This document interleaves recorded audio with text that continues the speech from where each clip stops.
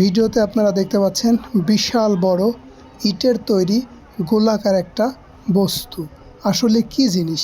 বর্তমান জেনারেশনের মানুষ এই যে বিশাল বড় গোলাকার যে জিনিসটা দেখছে, এই জিনিসটা তারা চিনবে না। এটা তারাই চিনে যারা বিগত সময় বা অতীত সময় ট্রেনে করে যাতায়াত করেছেন। বিশেষ করে কুষ্টিয়ার জগতে ছিল বাংলাদেশের প্রথম রেল স্টেশন এবং সেখানে এই রকম বিশাল আকৃতির এই জিনিসটা দেখা যায়। তবে আমি এখন যেখানে ভিডিও করছি এটা পাংশাতে।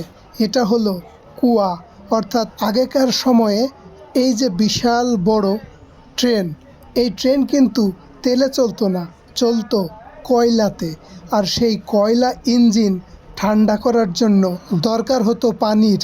আর এই যে বিশাল আকৃতির যে কুয়া দেখতে পাচ্ছেন, এটাই সেই কুয়া যেখানে থাকতো পানি, আর ইঞ্জিন এসে সেই পানি ইঞ্জিনকে ঠান্ডা করত।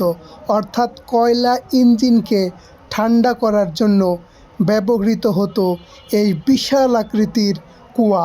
এই কুয়াতে থাকতো পানি এবং সেই পানিকে ব্যবহার করা হতো ট্রেনের ইঞ্জিনকে ঠান্ডা করার জন্য। এখনকার যুগে এটা তো বিরল। অতীত সময়ে যখন কয়লা ইঞ্জিন ছিল, তখন ট্রেনকে ঠান্ডা করার জন্য এই বিশাল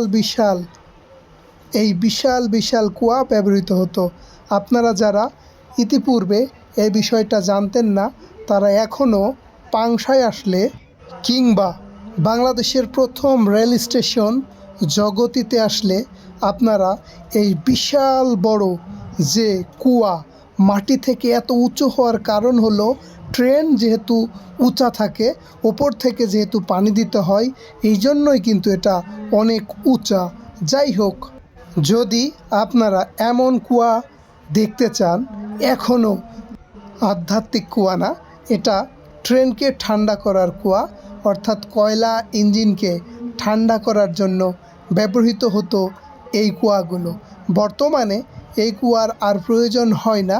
তবে আপনারা কুষ্টিয়া জেলার জগতি রেল স্টেশন, যেটা বাংলাদেশের প্রথম রেল স্টেশন, অথবা পাংশা, আমি এই মুহূর্তে ভিডিও ধারণ করছি পাংশা থেকে। আপনারা পাংশায় আসলেও আপনারা দেখতে পাবেন এই বিশাল বড় কুয়া।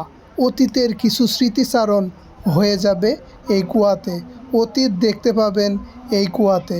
তো যারা দেখতে চান চলে আসুন, হয়তোবা পাংশায় আসতে পারেন অথবা বাংলাদেশের প্রথম রেল স্টেশন জগতিতে আসতে পারেন। ধন্যবাদ সবাইকে, সবাই ভালো থাকবেন।